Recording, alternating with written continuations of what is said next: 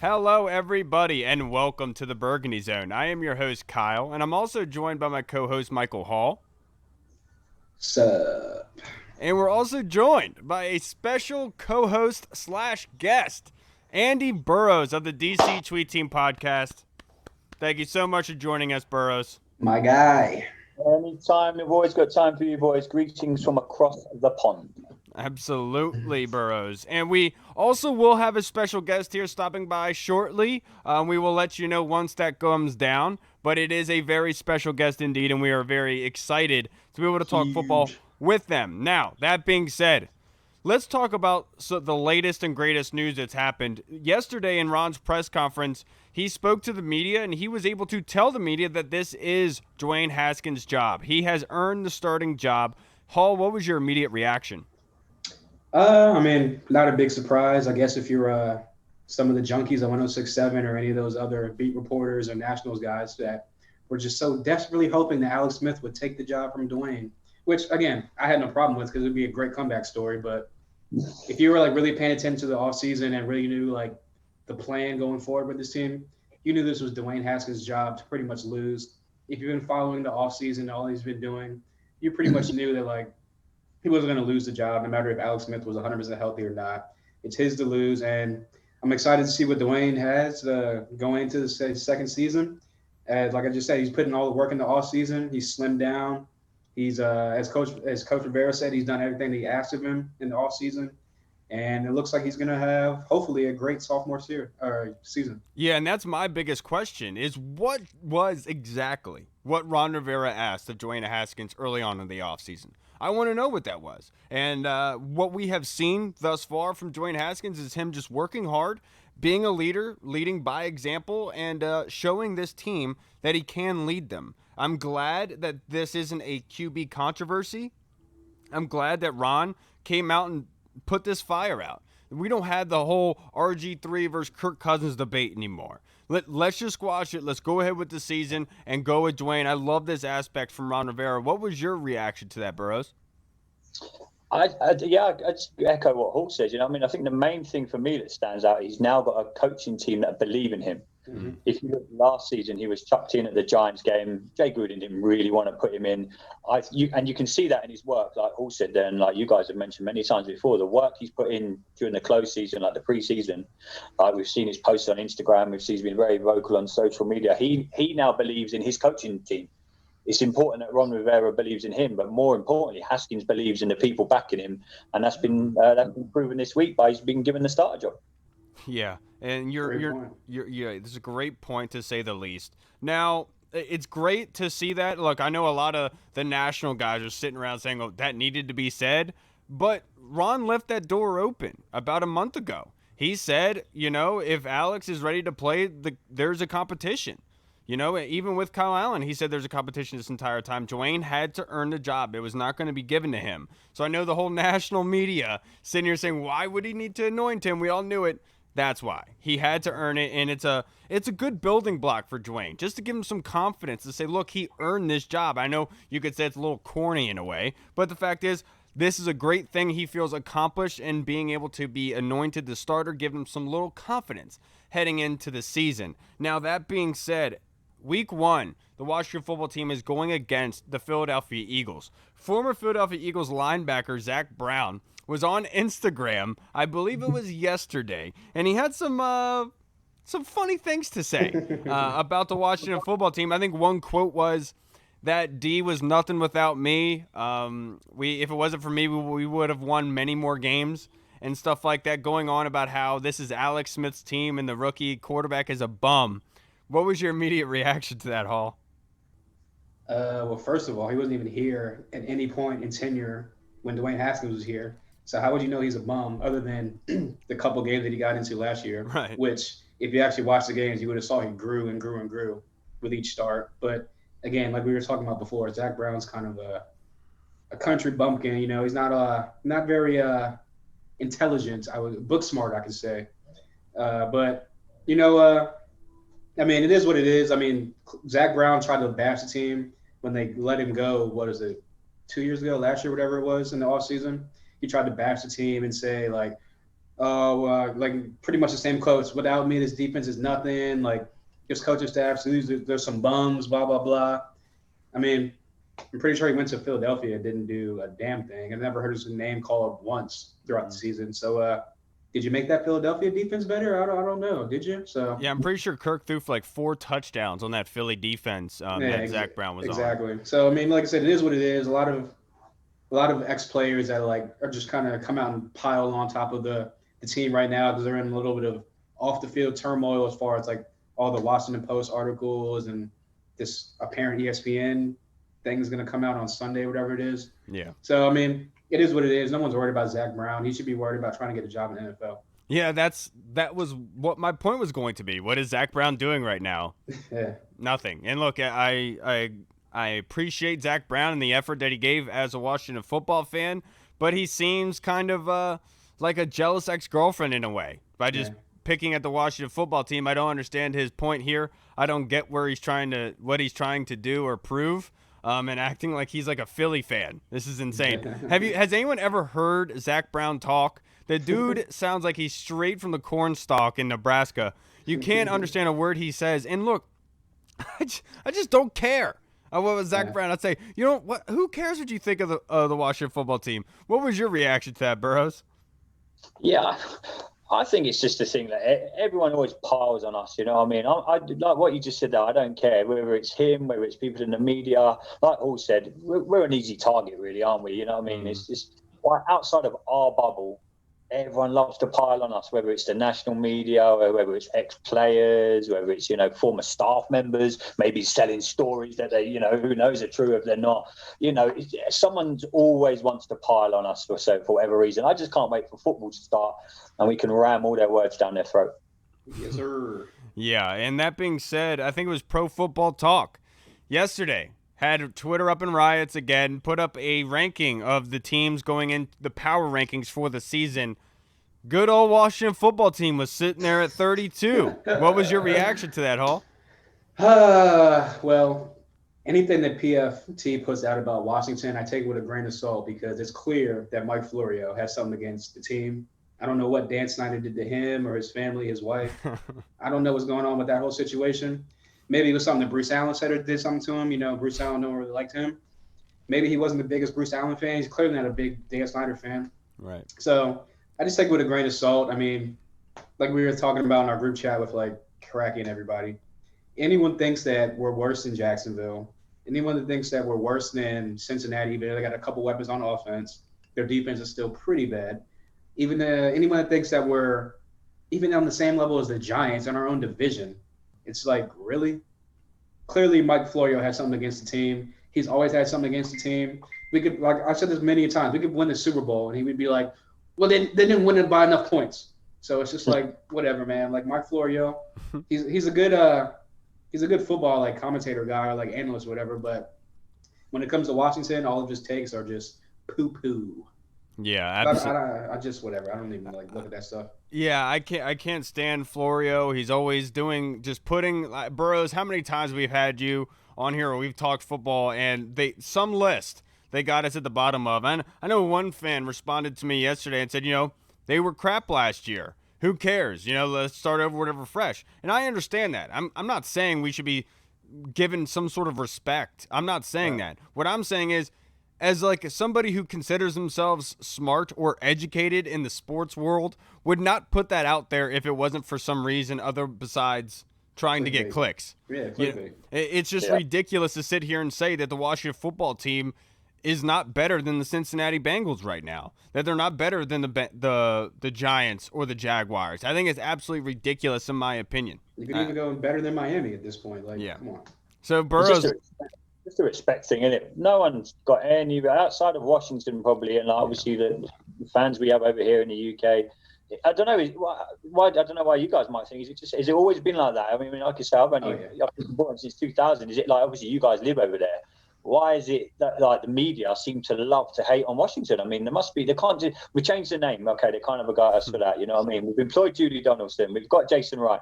What is there for them to have a go at us about? You know what I mean? We're better than the Bengals and the Giants. It's just disrespect. Utter disrespect. And I would love to know that reason, bro. I think you're absolutely right.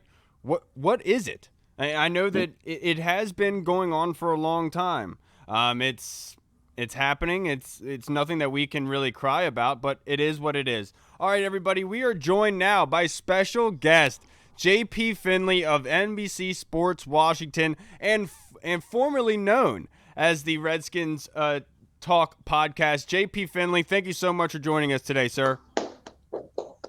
No problem, guys. Sorry for the hold up there. Just trying to juggle a lot of stuff. Sorry about that. Hey, No, you're a busy man. We understand. absolutely busy, man. We were able to catch Ron's press conference, so I understand the timing. Now, JP, I have to ask you, one of the biggest question marks going into this season is the left side of the offensive line, and we're about a week away from the first game going down. So who do you think is going to be the starters at left tackle and left guard? I think it's going to be Jaron Christian and Wes Martin. I feel more confident predicting Christian than I do Martin. I think that is still a little more up for debate. I don't know how comfortable they are with it. I don't know how comfortable you guys are with it. I don't know how comfortable anybody is with it. But with Christian, I think, listen, man, that's a third-round pick.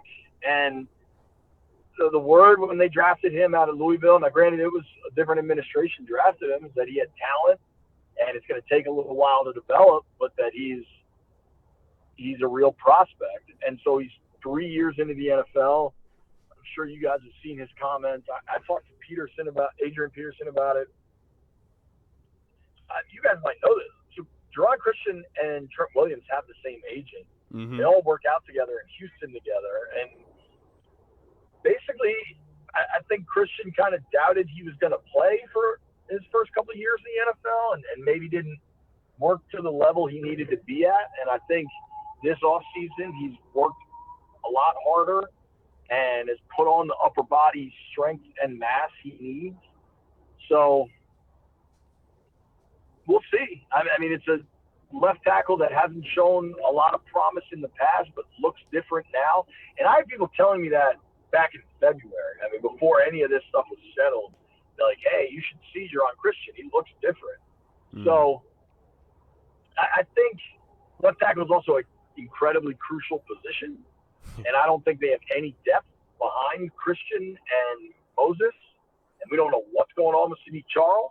So it's hard to be comfortable, especially considering the depth. With that being said, talking about the depth with the cuts coming up in the next, I guess, next week or sometime around there, do you see them maybe adding in some more depth at left tackle once other teams make cuts? Yeah. I mean, if the right player's out there, for sure. Ron said today they're going to keep a lot of O-linemen, and I think that's between the active 53 and the practice squad. And they will, I think, tackle, tight end, and wide out, they will be watching the wire like a hawk. And the fact that they've already made a trade, and granted, it was a pretty, not quite a throwaway trade, but that's a pretty conditional trade, a 6 for a 7 for the player trading spot. They recognize a problem already. That they're not doing that. That trade doesn't happen because they're confident in their tackle depth. Right. I absolutely agree with you. I didn't think that was a thing on Christian. I thought that was more of a depth worry that they went and got Sharp. Now, that being said, we had Grant on, I think, 2 weeks ago, JP, and he talked about Callahan did not like Christian. So, like you said, maybe this change of coaching staff can really get the better of Jerron Christian. And from what you've heard, maybe that is actually going to happen this season. And look, like you said, left tackle is very important to be able to keep Dwayne Haskins upright. That being said, you had alluded to Adrian Peterson. So I have to ask you, JP, who do you think is going to be the featured running back of this team? I know it's going to be hard to do. It's a running back by committee almost. But if there was going to be one running back that you think is going to produce the most under Scott Turner's offense, who would it be? I mean, featured back, singular person, I think AP is still going to have a large role. I think he got 210, 220 carries last year. I could see that dipping a little to maybe the more 180, 200 number. I think I think you're going to see a lot of Antonio Gibson. I think you're going to see a lot of J.D. McKissic. I think you're going to see a good amount of those two on the field at the same time. And I just don't know that there is a featured back. And I know that for fantasy, that's kind of stinks. But Scott Turner's offense looks it has a lot of variations. I think they're going to be creative, and I think that's good for the team. I think it's in their best interest to try and catch defenses off guard because they don't have wide receiver, tight end. We all know who Terry McLaurin is, but even if you love Steve Sims, I don't think they have a great receiver group. Tight end is a major question mark, even for the most optimistic person. So they're going to need a lot of guys from the running back room to be productive. Yeah, and that actually, you were alluding to my next question. I was going to ask you regarding the wide receiver room. If you could rank 1 out of 10, where is your confidence level with this wide receiver group that they have now? That's a good question. Confidence is hard to know. My confidence that Adrian Peterson can crank out 750 yards for you, I'm confident in that. Can J.D. McKissic catch 50 balls for you? I'm confident in that. I don't know. I think Antonio Gibson could be a heck of a player. I don't know that I can say I'm confident that it happens this year or especially like right away. I think he could be a guy that kind of takes off in the second half of the year. And to say that I'm confident that McKissic and AP's production has a ton of value, I'm not sure I'm confident in that either. So it's kind of a complicated answer. Sorry to a relatively simple question. No, it's okay. I wanted it more for wide receivers because my father-in-law has been getting on me because he wants me to ask you guys about the wide receivers and how confident we are, if this is a huge worry or not. So tell your father-in-law that obviously they're a huge worry. Like, what's the value in asking me? He already knows that. That's why he's bugging you to ask me, right? Absolutely. Or maybe don't tell your father-in-law that. I don't know. You got to navigate those waters. No, you're absolutely right. No, just because wideouts are concerned, dude. Like they just signed Dontrell Inman a month ago, and I'm pretty sure he's starting. So yeah, wideouts are concerned. Yeah, and then they just went out and got Tony Brown as well over the week after letting go of Darvin Kidsey. Now, let's flip it to the other side of the ball, JP. There has been a lot said about this linebacking core. We've heard a lot about Kevin Pierre-Louis. Reuben Foster has kind of fallen back a little bit according to the media. Who do you think is going to be the starting linebackers come Sunday?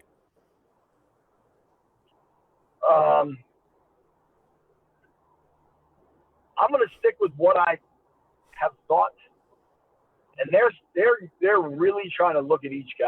So it's hard to know, but I'm going to stick with Thomas Davis, Sean Dion Hamilton, Cole Holcomb. Okay. And I could be very wrong on that. I'll be honest, especially because Thomas Davis is barely practicing, and that might just be they know who he is and they're not worried about it. He's a veteran that's played for Ron a long time. That we're going to know that answer next Wednesday, next Thursday, way better than we will this week. But I think those guys. I think Davis is the only actually accomplished linebacker of that group. I mean, maybe you could say Cole Holcomb had a good year as a rookie, but I mean Thomas Davis is going to have a legit chance at going to Canton. I mean, his resume is really impressive, and I think they trust him enough to just suit him up week one. I think Sean Dion Hamilton's been flying to the football. And I think Holcomb is the best speed guy they have. Just I don't think Reuben is there athletically, and that's where they need it. Reuben's greatest strengths are his explosion and his athleticism. And I think that injury he's not all the way back. Yeah, I have to agree with you. We've heard that from numerous players that he's not the same guy as he was back in the day, but he is still talented. He said it. Go back and listen to his press conference. Yeah. The first time he's talked in almost 2 years of being with Washington, and it's very rare you hear a player with that many question marks about their own health. Very, very rare. Yeah, I have to agree with you on that. Now, I know that in your recent podcast, you were able to interview the lawyer that is representing some of the women in the, I guess, the lawsuit against Snyder and everything like that. So can I get your opinion? Do you think that this is going to be something that could end up to Snyder selling the team? Or do you see them possibly getting a suspension down the road? So I did not interview that lawyer, Lisa Banks. I've talked to their PR representative, but I haven't spoken directly to her. That's all right. I don't think Snyder's going to be forced to sell the team. I don't think there's going to be a suspension. That could always change. Some of the women are going on record in on-camera interviews with ESPN, and I think, visuals of these women telling their stories could change things for a lot of an audience that maybe hasn't read the stories that the Washington Post has done a really great job of investigating and reporting. But I don't know. Let me be super clear about that. I just don't know. But I don't think so. Yeah, I tend to agree with you there, JP. I just don't see this being a thing where it forces Snyder out. I think he went and got the acknowledgement from the NFL, and them taking over the investigation, I think, is kind of better for Snyder. That way he can keep his hands clean and steer away from that. Now, that being said, JP, I have to ask you a question. You've been around the team for a long time. You've been around the atmosphere. You've seen the environment. For the fan base, can you kind of give us an idea and a look into the difference in the image of the organization and how it is ran now based on where it was before? I mean, look, it's hard to give that an honest answer because everybody knows that things were kind of a train wreck, especially by the end of last year. But I think we got to see the new organization work for a little while.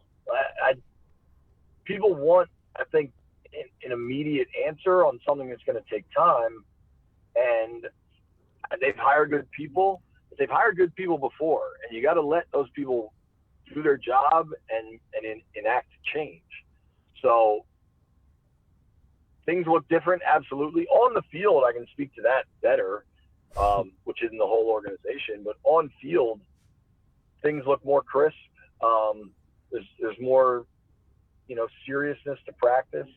But at the same time, guys, I'm in the locker room, and I get a much better look and feel of what's happening, and that's just not going on this year. So I think there's a little bit of I think we're being a little bit unfair. Now, if people want to kind of if people want to blame Bruce for most things, I get that.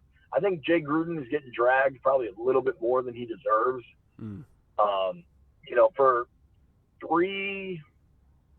three straight seasons, maybe 4 straight seasons, he had his team competing for playoffs or in the playoffs, and then things kind of fell apart. They lost their quarterback, and things fell apart. Yep. Jay was not Ron. Jay was way more relaxed, but it wasn't a total clown show either. And I think we're kind of lumping that all together because of all the off-field stuff. And Ron is much more serious, but I don't think Ron is this super hardo drill sergeant that maybe some people are making him out to be. Players love Ron too, and it's different, but Ron is still a player's guy because he played in the NFL. So I don't know, on the football field, I think the biggest differences are going to be the defensive coaching staff. I think a real flaw to Jay Gruden was his reluctance to hire an established, well-qualified defensive coordinator. That's an understatement. And I think part of that was insecurity, that he thought if there was somebody in the other office that they could go to, that he might get fired. And I think that hurt this team because you can go back 10 years. You had Manusky, Joe Barry, and Jim Haslett. I just don't think any of those guys touch Ron Rivera and Jack Del Rio from a defensive coaching stance. Yeah. So I think the defense should be much better right away. I think the offense is going to look different. Scott Turner seems to be very young and very creative, and I think that's going to be helpful. But as far as off the field, the actual organizational problems, clearly everybody in those stories has been removed, either fired or resigned. So that's got to help. Just that, some of these people with these like predatory acts are gone. Yeah. And obviously there's more awareness and people are talking about doing all the right things. I go back to Brian LaFemina, which was only 2 years ago, I think, 3 years ago now. 2 years He ago. was hired to change everything, and everybody, I feel like fans even got really excited. And what's crazy is like I have friends that cover other teams, that cover the Seahawks and the Dolphins and the Eagles and all these other teams, Cowboys. In other cities, nobody knows the team president's name. Nobody knows the business side of the operations. They just worry about the football. And yet in D.C., this stuff is part of it because it's all such a mess. And LaFemina got hired, and it was a big deal. And then less than a year later, he got fired, and that was a big deal. And he was incredibly smart and qualified. So to me, I think Jason Wright is incredibly smart and qualified, and the organization's really trying to push forward. But I got to see it happen for a little while. Like, I know that they're going to line up and play a game on September 13th, and we'll get to start assessing Ron as the Washington football coach. We need more time to assess what happens to the organization. Right. Yeah. So you alluded to hopefully that makes sense. It does. It does 100%. You alluded to 2018, back when this team had a little bit of success. They were 6-4 at top of the NFC East. Everyone knows what happened with Alex Smith, and everything just kind of snowballed, went downhill from there, and it carried over to the next season. So my question is, with them being 6-4 back in 2018, with Alex Smith, let's all be honest, he was kind of below average as far as quarterback play goes. But they were winning games based off of a pretty decent running game and pretty good defense. So with the defense having, in my opinion, better pieces on and off the field as far as the coaches go, and maybe an upgraded backfield as far as you got weapons like J.D. McKissick and Antonio Gibson back there to go with AP. Why is it so far out of the realm that this team could, I'm not going to say go 6-4 like through 10 games like they did 2 years ago, but why does people seem to have this team in the bottom 5 of every single draft, like going into next year, and power rankings are last? And so that's my question. Do you see them maybe having some success running the ball a lot and playing good defense, keeping the score low? Maybe, but Alex Smith had some intangible to him that I witnessed, and it's hard to describe, but it's the same way people have described him in Kansas City and in San Francisco, is that guys bought into the plan and they played complementary football, and Tress Way was super valuable because he was hitting opponents deep and all that. And they didn't turn the ball over. I think, and, the line was better then. I just don't know that the quarterback's a huge part of this. And yeah. I think locally people are buying Dwayne Haskins. I'm not sure that exists nationally. And you have a fair point. Like, the defense should be good, probably better. And if they can run the ball, it shouldn't be such a mess. But I'm not sure they can run the ball.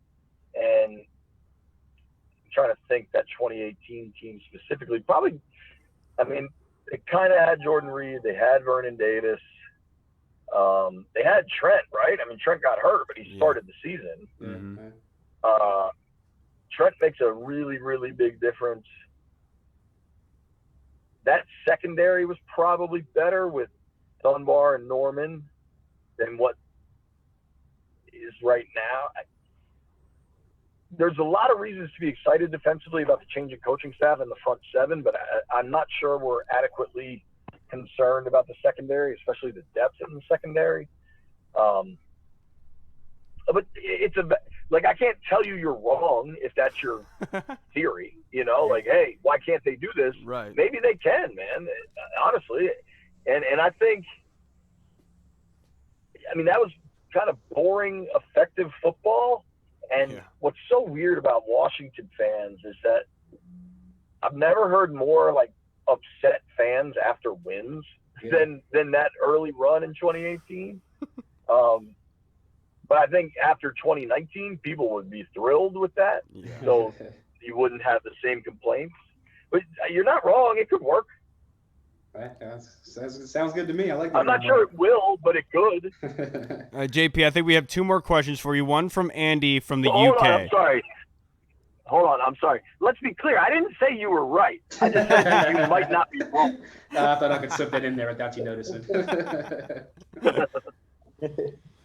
All right, so Andy, you got a question for JP? I do. JP, with all the talk that's gone on and the unfortunate news about Ron Rivera, if he does have to miss games, how do you think the team will react without him there? It's all well and good saying we'll just get on with it and we'll be okay. But from what you've seen, how do you think the team will get by if he has to miss, say, a game or 2 here or there? Nobody knows, man. I mean, I don't know. He's very clearly the charismatic frontman to this band, and I think we should be prepared for him to miss games. Yeah. Or it's hard for me to see the stuff that's coming his way and not think that's going to happen. I could be proved wrong. I have no idea, and I think anybody that tells you they do is full of it. Jack. We talked to Jack Del Rio today. He was asked that specifically, and Jack believes that he can kind of keep them all going and marching in the same beat. And Jack and Ron are close, and they're relatively similar personalities. They're fiery former linebackers that have both have gravitas. Ron has found more success, probably as a player and as a coach. I mean, Ron won a Super Bowl in Chicago. Ron's taken a team to a Super Bowl as a coach. Pretty sure Ron's been a D coordinator in a Super Bowl. Jack's found success too. I think if you look at the Colts when Pagano went out and Arians coached them and Jack did this in Denver, NFL players are resilient beasts. Like you always hear next man up, and we usually equate that just to one guy gets injured and his backup plays. But I think they get it, and the show will go on. But there's got to be, on some level, of palpable loss. Even if Ron's just not there, like they've got to feel that. Yeah. But it could also result in, hey, let's win this. Coach isn't here. I don't know. Yeah. I'd have to agree with you, JP. That's a great question from Andy because nobody really knows the answer to that question, and that is a great one that we would love to get answered. Now, to finish up this interview, JP, we always finish it with our guests. We always have the same question to end the interview, so I'll ask the same to you. If there was one player that you could predict or pick that you think is going to progress the most under this coaching staff, under Ron Rivera, Scott Turner, and Jack Del Rio, what player would that be? Ooh, that has happened already, or it will happen? So let's say after this season, which player do you think is going to progress the most just this season? That's a good one. It's tough because I kind of think Haskins, but I think some of that is just because of Haskins and not necessarily like, okay, he's the quarterback. He better progress. Right. It's kind of cheating, but I would say Chase Young. He's never played, and I think he's going to be a monster, so I think he'll progress. But if I understand where I think you're going with your question is this coaching staff will make the biggest impact on. So far, I think Troy Apke. Maybe some of it has just been his personal growth, but he looks like a different player. They're trusting him. He's on the field a ton. Maybe that'll all fall apart, but for right now, it's happening. I don't know. That's another good question. Yeah, no, sorry. Look, I always word it so terribly, JP, so my apologies for that. Yes, that was the correct way to put it. Good. JP, I really appreciate you taking the time out. Like we said, you're a very busy guy. You have your own pod, you cover the team, and you have your own family at home. I really appreciate you taking the time out and be able to come on and talk football with us. I'm happy to, fellas. Hit me up again. Absolutely will do, JP. You have a great day, sir. Appreciate it, man. Okay, do the same. Take care, guys. Thanks, guy. Thanks. Well, that was a absolute great interview with JP Finlay. So glad that we were able to get him on. Gave us a lot of good bits and some good insight into the team, some firsthand knowledge of being able to see. And let's branch right off of where he had just let off. Troy Apke. We talked about Troy Apke not too long ago on this pod, maybe a month ago, 2 months ago, Mike, and we had literally said, Troy Apke can cover a lot of space, but he's not a thumper. Yeah. And it's so funny that now in training camp he's hitting dudes. I mean, he stuck Logan Thomas at the goal line and caused a fumble. Logan Thomas has easily like 60 pounds on him. Yeah. It's absolutely amazing to see that, and I'm glad to see Troy Apke making that extra step, because I don't know about you guys. Hall, what do you think? Do you think he could be the starter week 1 next to Landon? Yeah. I mean, whenever we signed Sean Davis in the offseason, I was just kind of assuming like, oh, yeah, he'll be next to Landon Collins back there. He's a great pickup, played with the Steelers on that pretty good defense at the time. I know he was injured all last year mostly, but back in 2018, he was a pretty solid player at safety. So I was just thinking like him and Landon Collins would be a great pairing. Landon Collins in the box, kind of blitzing, playing the run. Sean Davis playing like more of the pass and in the backfield and the deep thirds and such like that. But hey, a lot of people say that players in their third year, Jerron Christian also the perfect example, that something just kind of clicks for them and they just kind of take that huge step, not the small step forward, that huge step forward. Everything kind of slows down for him. So it doesn't really surprise me that he's kind of out there making plays. It does surprise me that he's going to probably be the week 1 starter with Landon Collins. But again, we talked about him like maybe a month or so ago, and maybe he listened to the podcast or maybe someone showed him the podcast because, like you say, he's out there crushing people, making plays. I know we talked about his angles, and he would take on like tackles. His angles have gotten better. Yep. Maybe that has to do with the coaching staff and Chris Harris and the DB coaches. But I'm pleasantly surprised that he's back there because he had potential in his maybe after his third year, like I said, it just kind of clicks. Yeah, and the one thing I am worried about with him, though, because Hall, you've played ball. There are guys that generally do better in training camp and practice because they know what's coming. They know the play. They can kind of cheat in a way. I'm worried that that's the kind of thing that we're going through with Troy Apke right now, looking really good in practice and then being a different player come the regular season. What is your kind of input with Troy Apke Burrows? Do you think that are you confident enough in him to be able to start week 1? I was literally about to say what you just said. It's all well and good doing it at practice, but with no preseason, that's the only another downside, obviously, to COVID. They would have put him in for a set of downs or, a quarter, and we would have seen what you can do in games. Like you said, there's probably a hell of a lot of players holding back because it's practice. You know what I mean? It is practice. Come week 1, he could get to the end of the first quarter and they could be like, oh, geez, what have we done here? Could be one of them. I hope I'm wrong. I think I might be, I'm hearing good things about him. Everything you read on social media, he's getting a lot of reps. I think he will start week 1, but I think Carl's right. I think come game time, it's going to be different to practice. So, but he's one of many players that have got a chance. No preseason. 2020 is a different NFL now. It's going to be so different for all the players. So if he's in week 1, he's got to take that chance. Yeah, absolutely. No, let's start talk. Let's get into some emotional stuff, fellas. Burrows, I'm going to come right back to you. The NFL has now taken over the investigation into the Washington football team. Dan Snyder came out with his own statement that I know that was insane. Everyone wants to go after. And he basically said that it was his and Tanya's decision to give the reins to the NFL. What was your immediate reaction to that, Burrows? To the WAPO article, to the newfound findings? Pour your heart out to me, brother. I want to hear it. Well, I know a lot of people listen to this. Obviously, listen to the owners, the Dan Snyder bit that we all had on the DC3 Team podcast. I'm not a fan of him. Even this article aside, I don't think he's ever done anything for us as an organization. I genuinely believe that. What has he actually done since 2000? We're still at FedEx. Obviously, you guys know that more than I do. We don't want to be there. We don't really make playoffs. We don't really make Super Bowls. So this has just added fuel to the fire. I personally think, just my opinion, that we would be a better organization without him. And if this is a way to get him in, but I think, like you guys said earlier, there's an ESPN thing coming out on Sunday. Now you're going to have these women in front of a camera.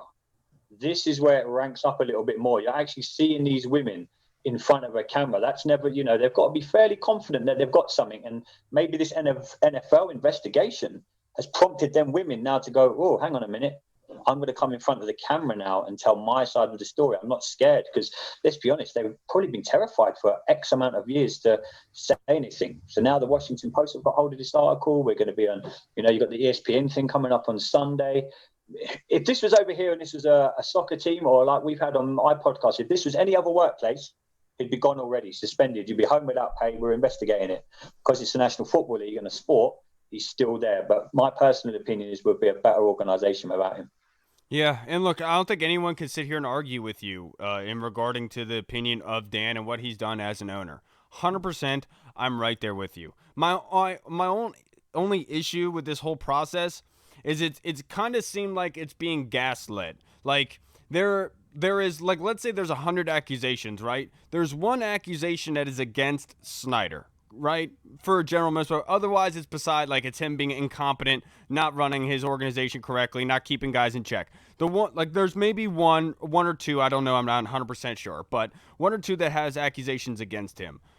The media is blasting this thing all around like all 100 are Dan, and that's like my issue that I'm having with it, is it's kind of being portrayed as that, as this. And the weird thing to me is the lawyer for I think 20 of the women went on 106.7 today. We talked about this in our group chat earlier, and the one thing I took away from it, and not once did she say our goal here is to make sure the Washington franchise is run accordingly, is run well, and is a comfortable, safe environment for women of all races and all ages. That, I never heard that. What I heard was their goal is to oust Snyder. And I understand that his statement was insane, but at some point you're kind of look at this like, maybe this is kind of a witch hunt. Maybe he does have a point here. As much as he has been an insane and crazy owner, I can't sit here and say, he deserves to go based off of this and act like he is a part of the general issue until we find out something more, is my opinion. Yeah, my only point to that would be, if, say for argument's sake, we all work for the Burgundy Zone podcast. You're a multi-million-pound company. You're the head of it, Carl. This is your operation, as we all know. And the stuff had gone on in your organisation that we know has gone on in the Washington football team.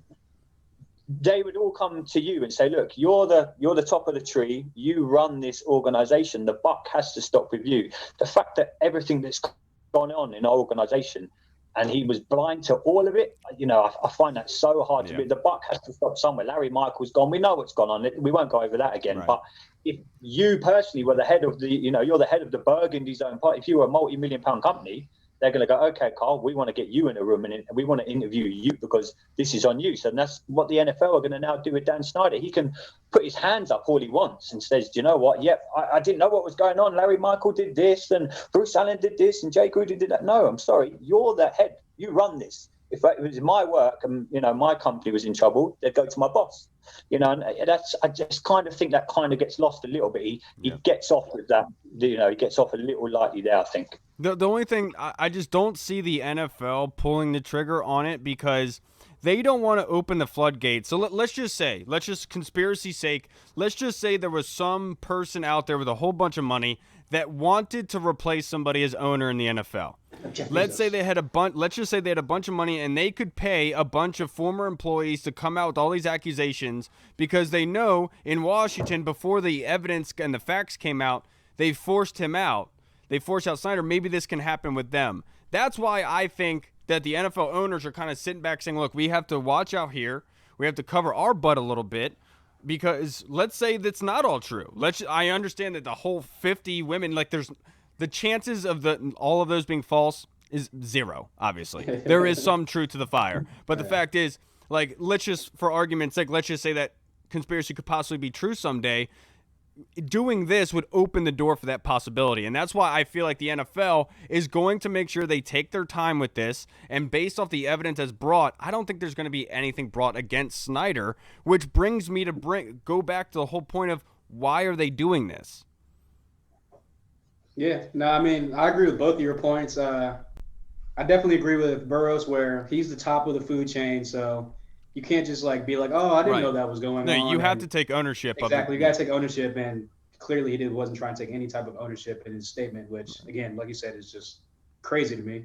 But at the end of the day, people are kind of comparing to the whole Jerry Richardson situation and blah, blah, blah. But there was actual like factual things that happened with Jerry Richardson where like they could 100% prove it that he was like groping women and doing some like weird creepy stuff to women. So and also I was also reading something where I thought he was Jerry, racist too.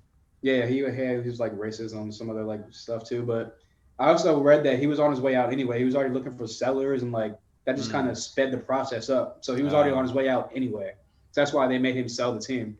And again, like it's going to be hard to kind of prove without any emails, text messages, any type of recording saying that Dan Snyder actually wanted the videotape made for him, because that's the big thing about people trying to get Dan Snyder out is that Larry Michaels and the video people made that video with the cheerleaders naked behind the scenes for Dan Snyder, which all of them have refuted to say, no, I don't know about that, which obviously the tape exists and the video exists, but Right.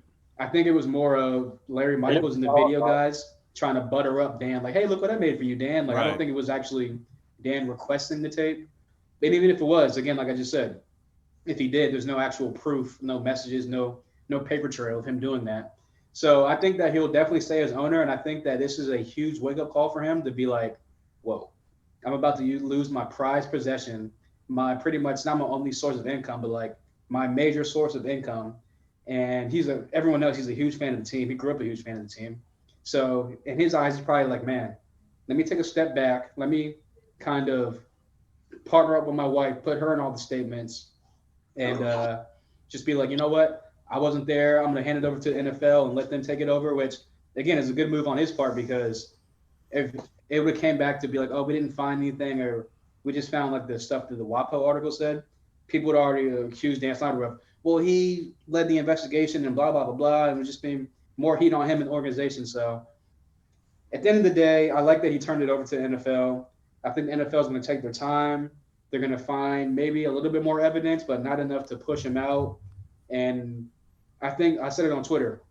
If the worst that'll maybe come down from this is what they did to Jim Irsay and the Colts, where they took a draft pick away or multiple picks, whatever it was. I can't really remember, which I hope doesn't happen because that'll hurt the team and on the field, which had nothing to do with anything going off the field.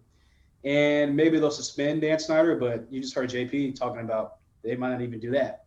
So I just think that this is an eye-opener for Dan Snyder, and maybe he's finally going to hire some people to let them run the organization, and he just stands back and on his yacht out in the middle of France somewhere and just collects money. Yeah, I think the one thing that's being forgotten here is that Dan Snyder has a plethora of lawyers. Mm-hmm. And I understand that his statement, as crazy as it seems, that was given with approval by his lawyers. And the reason why he takes the stance, have you ever gone to court for anything, like any charge against you? What does your lawyer say every time? You weren't there. You had no idea what was going on. You have no recollection of anything. Yeah. That's what Snyder's memo was. And it was literally orchestrated by a lawyer, and everything was put out in play. I don't think they'll ever publicly say this. I think Snyder knew this was coming down the pipeline. I think that there is something going on here, a little bit mischievous. I find it funny that nobody has brought up Bruce Allen, not once, in any of these accusations. Nobody has said the word Bruce Allen in any of these linkings, and I find that very weird since he's been in the organization for 10 years. His office he was in his office every day. Yeah, I find it. I know Dan was like never really there at the park, but Bruce was there every day. Yeah, I don't want to throw conspiracies out there. I'm just saying I haven't heard his name. I find it weird. Yeah. Okay, but with Snyder, he's led by counsel, and I understand that everyone's gonna. And I think it's a good job that Jason Wright came out with their own statement and Snyder came out with his own. So Snyder can be defensive. He can give his defense without tarnishing the image more of the Washington football team. They can have their own. They can act as the adult in the room with Jason Wright's real release of message. Statement. It was like the adult version. So that way they could uphold the image of the Washington football team. I thought that was perfectly done by them. Mm-hmm. What message do you think it sends out to the league, to sport in general? If he, like you say, if he gets away with this completely, like Hall said, like and JP said, nothing might happen. I mean, what message does that send out? Like you said, Kyle, out of all the 50 women, they can't all be not telling, they can't all be like lying. Joe, can you imagine if he walked away scot-free? But like, we've just got our reputation slightly back and we changed the name and we're doing all this and that. And then Dan Snyder gets like all accountability gone. Well, I think now is different because he's hired Jason Wright. I think because I think this kind of is a wake-up call for him, where it's kind of like, do you really want your handprint on everything? Do you really want your fingerprint on everything going on in here? Because down the road, it could come back to bite you. And there's people in place, because Jason Wright, I think we had Bram, I'm not sure if it was Bram or Michael Phillips. One of them told us that Jason Wright was actually looking to be hired by the NFL. Roger Goodell was looking to hire Jason Wright. So Dan Snyder can't run the organization amok. Jason Wright will go tell Roger Goodell. So that's why I feel like the organization is set up now better than it was before. Do I think people can change? Maybe, maybe not. I'm not going to sit here and say everyone can change, but I'm saying that the organization can be run effectively. With the right people in place, I think Snyder realized something, and as much as I think Snyder is a clown and he can't run this organization correctly, I don't believe he is a sexual predator. That's just in my opinion, and that's how he's kind of being portrayed with all these accusations, and I find that a little weird. I will say this also, with the NFL taking the investigation over, these NFL owners, they don't really want everything to be exposed that's actually really been going on, because what's to say that, like, especially with this ESPN thing coming out on Sunday, who's to say that other women around the United States or wherever that worked in other NFL organizations are going to be like, oh man, I had similar experiences with this when I worked for this team. And next thing you know, every other NFL team has lawsuits against them for this, lawsuits against them for that, because, I mean, let's be serious, it's a male-dominated run sport on the field and off the field. So, there has to be other kind of like creepy sexual harassment things going on in other organizations. So I'm pretty sure that the rest of these owners are kind of just like, look, Roger, take over the investigation, find what you need to find, but don't go too deep, because if you go too deep and they out Dan Snyder, who's to say one of us, the other 31 is not going to be next. Yeah. So I do think that they'll find something and they'll have some type of penalty or some type of penalty against the team or the organization, whether it be a fine, whether it be draft picks or a draft pick single.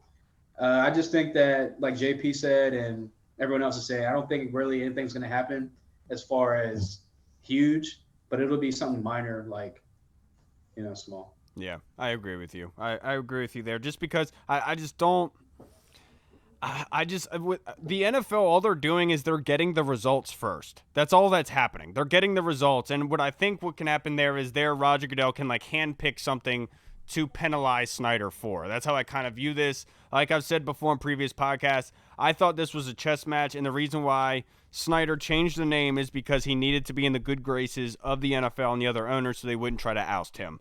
That's why I feel like the name was going to be changed. And I hope that change does come. I hope this never rears its ugly head again in the Washington football team or anywhere around the league. I think they've set themselves up very well to be able to defend against something like this. They have a lot more people in the building now that would sound the alarm than they did before. Another small tidbit is it's kind of like a small secret throughout the NFL owners in the league, people like that, media, that the other 31 owners don't really like Dan Snyder like that. Like, he's not really like buddy with anyone else. So if they really wanted to get him out, don't you think they would all be kind of colluding with Roger Goodell to be like, look, it's time for this guy to go. He's bringing the league down. He's putting a bad stain on the shield. So if they're not even really trying to do that behind the scenes, what makes you think that Roger Goodell or anyone else is going to try to push him out because of all this other stuff going on? So, yeah, at the end of the day, if the owners aren't working behind the scenes right now as we speak to kind of push Dan out, or we haven't heard any rumblings of that going on, it's probably not going to happen. Yeah, I have to agree with you. All right, everybody. Well, that's going to wrap us up for this show. Thank you so much to JP Finlay for stopping by on his way home from work, taking time out. I really appreciate that. Thank you to Andy Burrows for coming on and gracing us with his presence. I know that we wait a long time, and it's late where you are. But again, brother, I really appreciate you coming on. I wish we could have had Ian on as well, have the two UK guys. But we'll get Ian on very soon. No, thanks for having me, guys. I'm always here when you need me. Listen every week. You guys do a fantastic job. Pleasure as always to come on and talk some football with you. And hopefully in a week's time we can actually talk football and a Washington win. Hey, a week from today, NFL kickoff, baby. A week from today. Good luck to everybody in your fantasy leagues. Hope you draft well, except for Michael Hall. I do not want him to draft well on Saturday. All right, everyone. Thank you so much for tuning in today. We will be making a change to our episode schedule for week 1. We will be adjusting to Sunday post-game shows. That way we can get an immediate reaction and impact to the game that was just played. And then we'll do our general and our usual Tuesday and Thursday show. All right, everybody. Thank you so much for tuning in. Remember, go like and share us on iTunes, Good Pods, YouTube, iHeartRadio, Google Pods, Spotify. You can find us on Facebook, Instagram, and Twitter.